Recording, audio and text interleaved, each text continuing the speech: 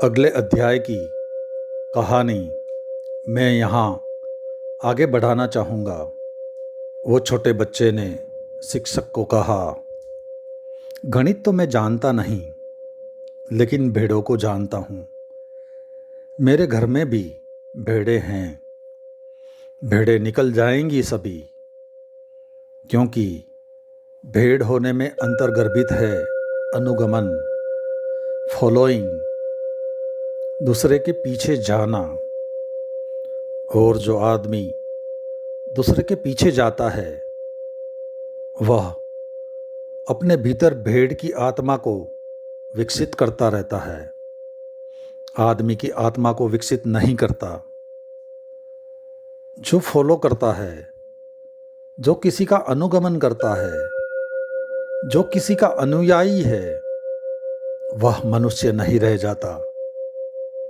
उसने अपनी खो दी गरिमा, खो दिया सारा गौरव, उसने खो दी अपनी आत्मा। अनुगमन नहीं, किसी के पीछे जाना नहीं, बल्कि खुद के भीतर जाना धर्म है। किसी के पीछे जाना धर्म नहीं है, खुद के भीतर जाना ही धर्म है। और खुद के भीतर जाने के लिए किसके पीछे जाइएगा, क्योंकि कोई आपके भीतर नहीं जा सकता। सिर्फ और सिर्फ आप ही अपने भीतर जा सकते हैं। धर्म का संबंध अनुगमन यानी कि फॉलोइंग से नहीं है, लेकिन हम तो धर्मों के नाम से ही यही देखते हैं। ये जो इतने फॉलोअर्स सारी दुनिया में हैं, हिंदू, मुसलमान, ईसाई, जैन और नए नए खड़े हो जाते हैं। ये फॉलोअर्स तो मनुष्य होने के स्वभाव को भी खो देता है।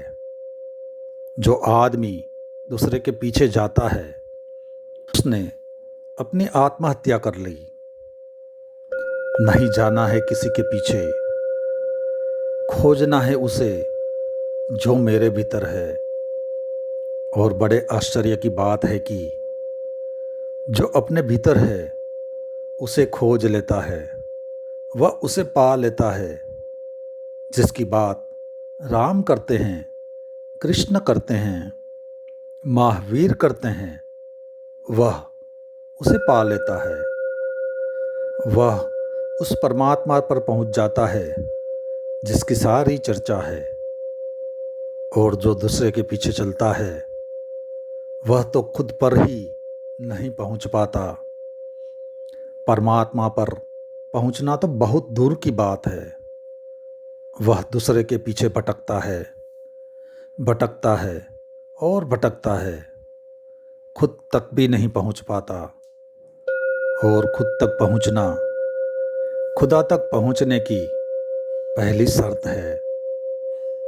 कौन पहुंचेगा स्वयं तक? वह जो अंधा होकर अनुगमन नहीं करता, आँख खोल कर जीता है, वही स्वयं तक यानी परमात्मा तक पहुंचता है। इस अध्याय का यही निष्कर्ष है। बस आज इतना ही, बाकी अगले अध्याय में